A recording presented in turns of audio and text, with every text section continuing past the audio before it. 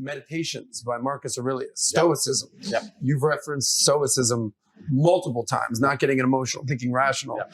This was a book that you've subscribed to for years. What is it about Stoicism and not getting caught up in emotions and even triggering emotions that resonates with you? Well, emotions are feedback. The idea that men don't feel emotions is incorrect. We feel emotions. I would actually argue we feel emotions with certain emotions stronger than women. I would argue that we feel heartbreak stronger than women. I would argue we feel anger like a woman could never understand. I would argue we are extremely emotional.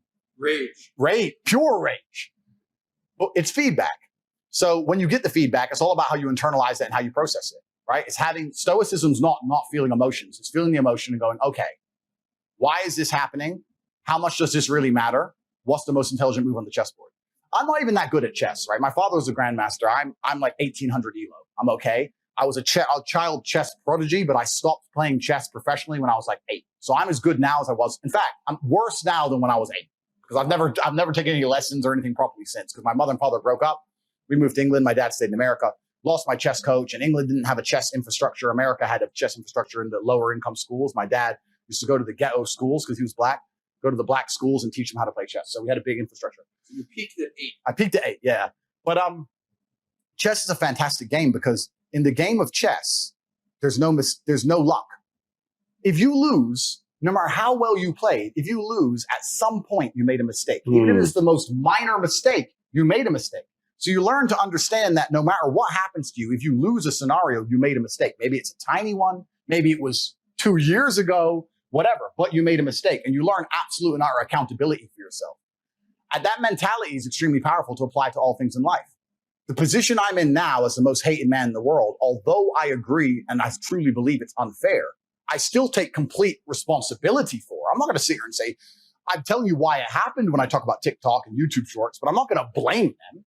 Absolutely. They're a company making money and they're monetizing the best they can. Fantastic. All of this is my fault. But the Bugatti on my drive is my fault. And the yacht is my fault. And the private jet's my fault. So it's all my fault.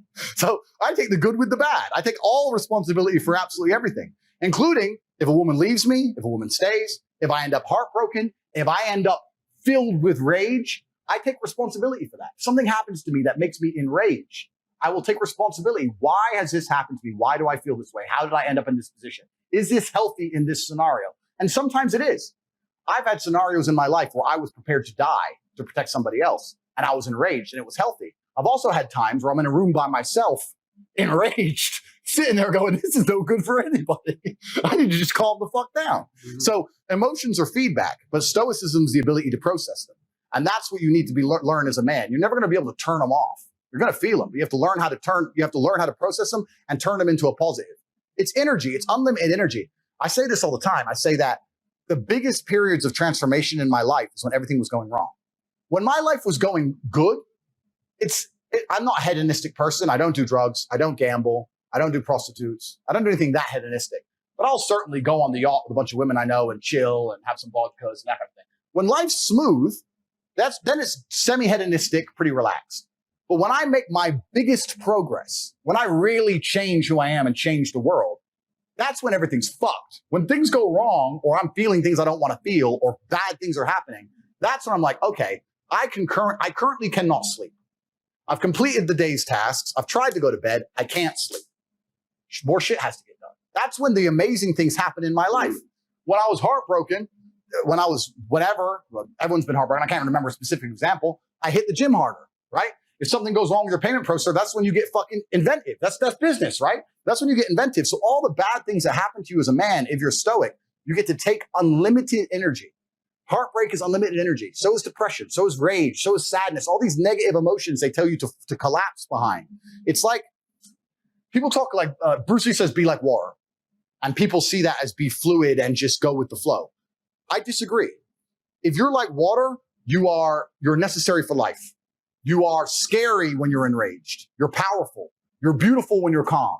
You're so many things when you're like water, right? So if I'm enraged, it's like water behind a dam. You just got to put the dam in place, and you got to get the turbo, the hydroelectrics put in. Don't tsunami your life.